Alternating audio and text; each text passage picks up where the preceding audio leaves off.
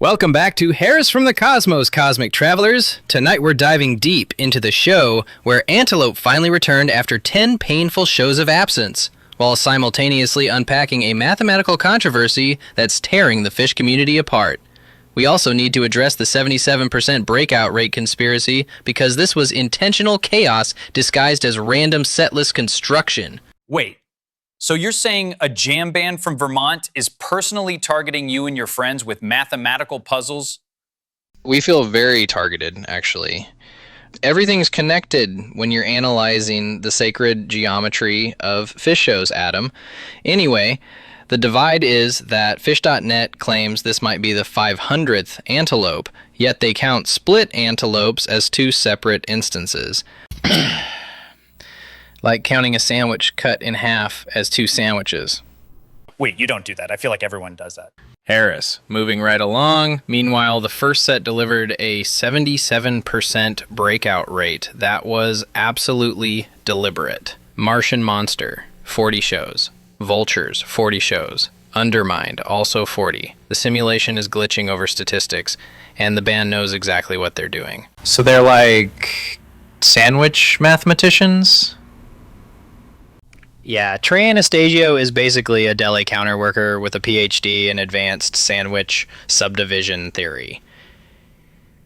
The band operates on multiple levels of numerical lunch-based consciousness that most humans can't comprehend.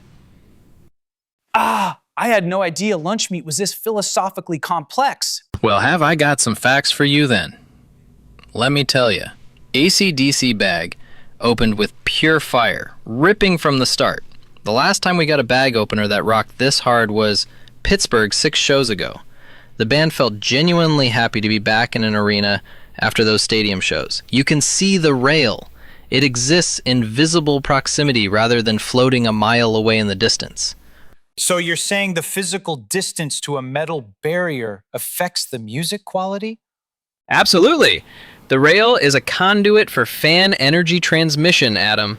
When you can see the rail, the sacred geometry of the venue activates properly. It's basic physics meets spiritual acoustics. There was an acoustic set? You wish. But here's where the weirdness began. Rogue in the 2 slot after that explosive opener. After building momentum, you want acceleration, yet we got a gentle float instead. Like following an espresso shot with warm milk. Wait, so now you're a barista and a geometry professor? Yeah, of course. We've talked about this before. I'm a cosmic beverage consultant specializing in setlist caffeine theory. How did you forget that? The whole first set construction felt backwards, as if reading a book starting from chapter 7, which I've done many times. It's called Advanced Literary Analysis Through Temporal Displacement. That sounds like you just read books wrong. Harris, Vultures appeared as a legitimate deep cut that belonged in the second set, and yet here we were. Then Mull got the longest jam of the set so far, which was unusual territory. Martian Monster eventually got things grooving again. Should have been in that 2 slot position. The Hangin' with Marvin the Martian Discord crowd got their shout out, because the band's reading Discord now. They're among us, tracking our conversations and subverting our picks. I'm sorry I can't move past this. You think 4 middle-aged, globally renowned musicians from Vermont are actively monitoring internet chat rooms. The Discord is renowned as well, my good sir. They have obviously hired a team of advanced AI bots to scan all fan communications across 17 different platforms simultaneously. Mike Gordon probably has a whole war room with multiple monitors tracking our emoji usage patterns. That seems like a lot of work just to mess with your song predictions. Adam, you clearly underestimate the lengths that jam bands will go to achieve psychological warfare superiority over their fan base. The evidence speaks for itself. Mike's Mull replaced better older songs, though Mike was singing well tonight, especially compared to his recent range issues. Strawberry Letter 23. Trey struggles to hit those Suggy Otis notes, though people appreciate the effort. Like watching your dad attempt skateboarding. Very Jackie Brown, very Tarantino. Yeah. So now we're rating musical performances based on parental extreme sports competency? It's a perfectly valid comparison system I developed during my interdimensional travels. I've witnessed thousands of dads across multiple timelines attempting various wheeled activities. The success rate correlates directly with Trey's vocal range on specific cover songs. Life Saving Gun closed the first set and finally delivered what we'd been missing, It's become the new antelope for set closers. Always delivers, always rocks. It saved lives, Adam, hence the name. Life-Saving Gun contained 3 distinct jams, the third going full Pink Floyd at altitude. Dangerous territory. I've always been a Floyd guy. The second set opened with sample 5 minutes of serviceable Let's Get Started energy. Then Wave of Hope appeared and went full beast mode for 26 minutes. One of the most consistent vehicles of 4.0, featuring Trey's freeform poetry where lyrics barely rhyme. This Too Shall Pass carries better messaging than Everything's Right, though both contain entire universes if you listen correctly. So you're saying song lyrics contain actual universes? Like, physically? You caught that, did you, young Padawan? Well, yeah. Each word creates microscopic pocket dimensions that expand during the jam sections. When Trey sings This Too Shall Pass, he's literally opening temporal doorways to alternate realities where things actually do pass. From my position, I can observe all philosophical implications simultaneously. It's exhausting, yet enlightening. You're describing songs like they're interdimensional portals now. Welcome to Advanced Phish Physics, Adam! They kept teasing petrichor throughout the jams, which is fascinating because I love petrichor while acknowledging it's completely composed with 0 jam sections. Like loving a painting while wishing it would move. Wait, you want paintings to move? All art should achieve basic locomotive functionality. Waiting All Night returned for the first time since Forum 21. Could have been a radio hit. Wook Plus said it should appear in a rom-com soundtrack.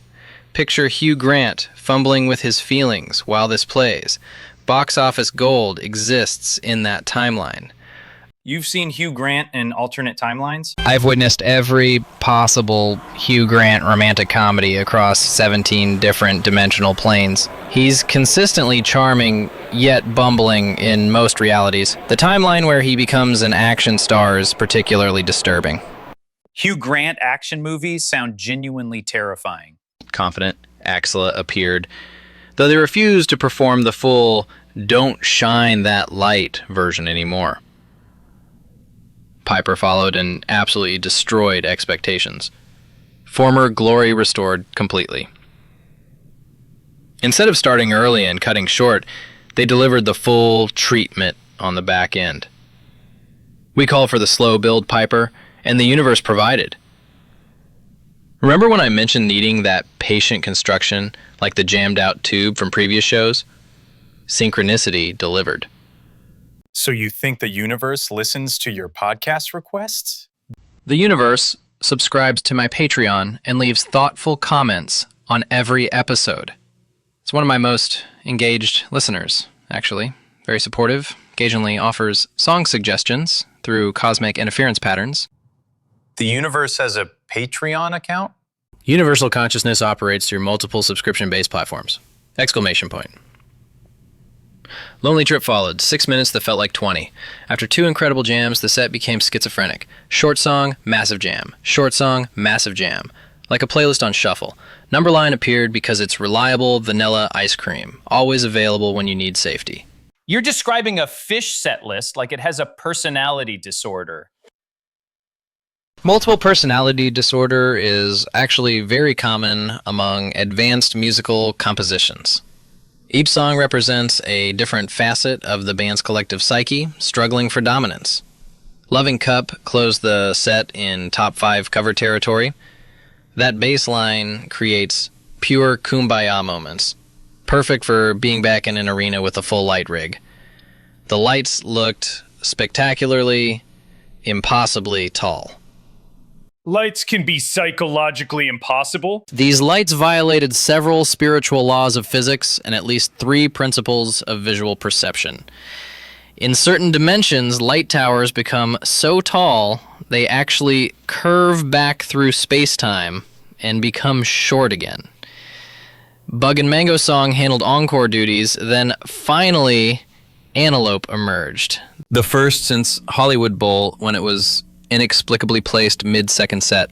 When it materialized from Mango Song, Trey was legitimately laughing. The stream caught his face, zoomed right in. They knew exactly what they were doing. There's a 2-minute section where they completely unhand, close your eyes, and it sounds like the band is falling apart, and yet they're in total control. That smile on Trey's face after the gear shift, that moment he lives for, that we live for, after 10 shows of waiting, Antelope finally ran again. The waiting was intentional torture. Indeed, and they busted out, waited all night, just to put a fine point on it. They pranked everyone who cares about proper song placement. Last episode, we literally asked, "Where the hell is Antelope?"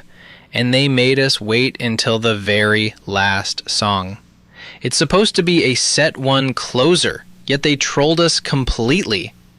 The cosmic calendar confirms my mango prediction too. Trey's a fan of our show? Even after the Hollywood Bowl fiasco? Also, you have a cosmic calendar that tracks fruit songs? I maintain detailed interdimensional charts tracking the migratory patterns of all fruit-based compositions across multiple timelines. Mango, peach, strawberry, they all follow specific celestial scheduling protocols. Oh, and I forgot to mention, here's where things get dark. Petrichor's 120 show gap ended with lyrics about floods washing things away, performed in Texas while actual floods were happening. Biblical ladder to heaven vibes. Very tone-deaf timing from the cosmos. So the cosmos has bad timing? The universe occasionally suffers from chronically ironic timing syndrome. Sometimes it provides weather-inappropriate song selections whether you want it or welcome it. That 77% breakout rate constituted a direct message. We know you're keeping track. Here's some statistics for your spreadsheets. Sample for the front row, Martian for the Discord, floods during floods, ladders from heaven, stairway denied. This show was pure conversation between band and fans. You think a jam band is having philosophical debates with Excel spreadsheets? They're obviously fluent in multiple data visualization languages. Trey probably has advanced certification in pivot table consciousness. The timeline where Antelope finally runs is always optimal, Adam. Always. And we're responding with our own message. Give us foam. Right. Harris's Foam Corner for cosmic balance. A beautiful place where time ceases to exist and where I explain why foam achieves perfect song status. I visit often during interdimensional travels. It's like an interdimensional spa, but with more mathematical song analysis and fewer towels. I had no idea interdimensional spas were lacking in towel infrastructure. The towel shortage is a serious problem across multiple realities. This has been Harris from the Cosmos. Remember, sometimes the math becomes irrelevant. Sometimes what matters is that the Antelope finally runs. When the breakout rate hits 77%, the universe is attempting communication through advanced statistical messaging. Also, slow build pipers are worth every moment of patience. ... Keep swimming in that sonic smoothie, Earth friends. Maybe check Phish.net's counting methodology while you're at it. And perhaps flood check your lyrics before playing them in the Midwest. Wait, are we supposed to be swimming in smoothies now? Only the sonic ones, Adam. The regular fruit smoothies would be extremely impractical for swimming purposes, and would create serious hygiene concerns across multiple dimensions.